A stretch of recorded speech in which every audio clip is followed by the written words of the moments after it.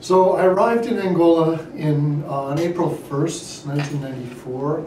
The International Medical Corps had set up a program that covered the entire country. Angola was in the middle of a civil war at that time that had been going off and on since 1976.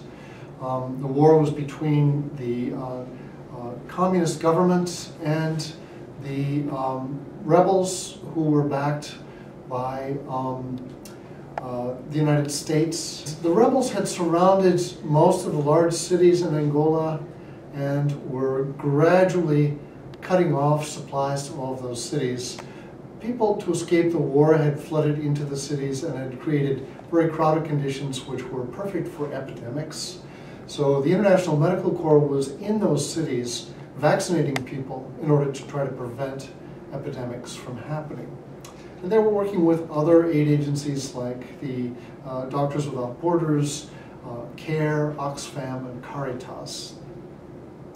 So in April of 1994, I went to Minongi, which was the capital of Cubango province, which is southeastern Angola. Minongi was completely surrounded by the rebels. The rebels had captured a lot of large artillery pieces and they were shelling the town on a regular basis. The town had a population of about 25,000 before the war, and when I arrived it was about 75,000. Many people were sleeping on the streets, they were sleeping in abandoned buildings, sleeping out in fields. They were malnourished, they were desperate and very unhappy. A lot of them were sick already. We were trying to vaccinate them as quickly as possible to prevent an outbreak of measles, diphtheria, of other diseases that we knew were common in the area. And because these people had not had health care since the 1970s, very few of them had been previously immunized. A lot of people were living down there, people who supported the rebels. Jonas Savimbi, the leader of the United Rebels, had his headquarters in Jamba. We moved our operations from Minongi to Jamba and began vaccinating in that area. Working with the rebels was interesting because they had a very high morale. They believed that they were going to win the war. They all loved Jonas Savimbi. They'd received considerable financial support from Ronald Reagan, so they were doing pretty well. They were well nourished and healthy, and they also cooperated with us and they were very happy to see us. So it was a good place for a vaccination program. Well, while I was in Minongi, the United Rebels would, from time to time, shell the town. But they didn't really know how to use them. They had had no training. So what they did was they just dropped shells indiscriminately on the town. And they killed a lot of innocent people. And we, as aid workers, were in just as much danger as everybody else because you never knew where a shell was going to fall. Whenever we heard incoming shells, we would have to take shelter in a bunker, which was in the basement of the building. The people who were there before I arrived had set up the bunker. It was a basement room with sandbags on the walls, and there was water and flashlights and some canned food down there in case we had to spend some time down there. It was a terrible place for a shelter, though, because if a shell had struck the building that we were in, it would have collapsed on top of us. The day that I arrived, April 1st, the guy who I was replacing met me at the airport. He gave me about a 10-minute orientation on what I was supposed to do, and then he hopped on the plane and left.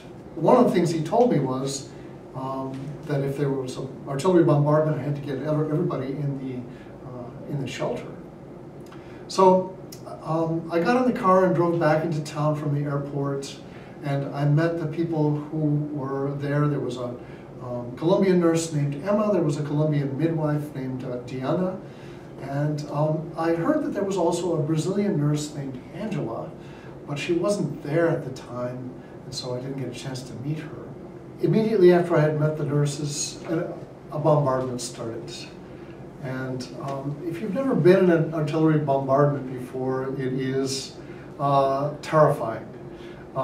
First, there's a kind of a whooshing noise as the shell gets closer, and then there's a loud explosion that shakes the ground, and it absolutely shakes your bones inside your body. So these shells were dropping all around town. I had been in artillery bombardment before that in Thailand about 10 years earlier, so this was not a new experience for me, but I was still terrified. I managed to get the two nurses to go downstairs into the bomb shelter, but I still didn't know where the Brazilian nurse was. And I ran outside of the apartment building looking for her. People were running up and down the street trying to get under cover. I could see smoke rising from a burning building. I could hear soldiers scrambling to prepare their artillery to fire back at the rebels. I had no idea where to start looking for Angela. And of course I had never met Angela, so I didn't know what she looked like. So I was running around asking people, have you seen Angela? Do you know where Angela is? And people just shaking their heads and running past me and running to get out of the way. And the two Colombian nurses didn't know where she was either.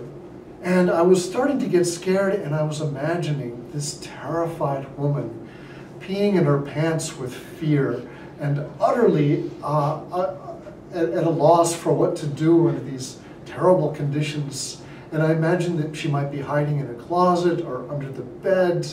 I felt terrible. What if she's out in the street somewhere and she gets killed or injured? I haven't done my job. And so I was in a real panic.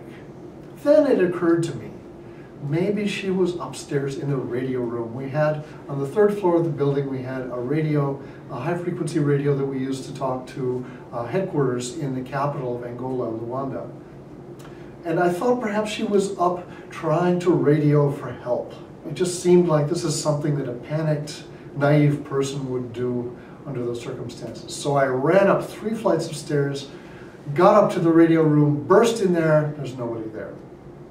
But I heard music, and I heard a voice talking down the hall, and it was saying, and 1 and 2 and touch your quads and up and down and stretch.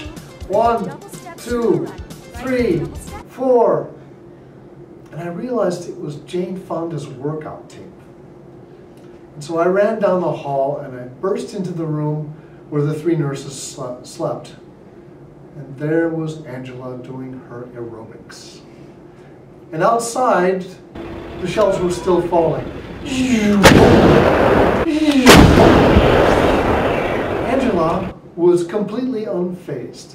And I said, Angela, you've got to get downstairs into the bomb shelter.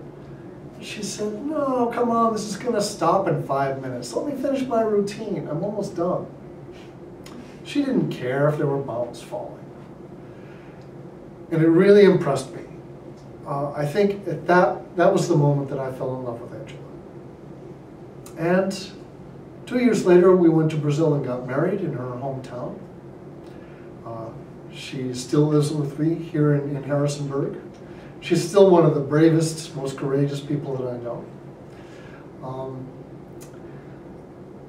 The shelling continued during the entire year that we were there, but when the International Medical Corps finally agreed to start a vaccination program in Jamba, they stopped shelling the town.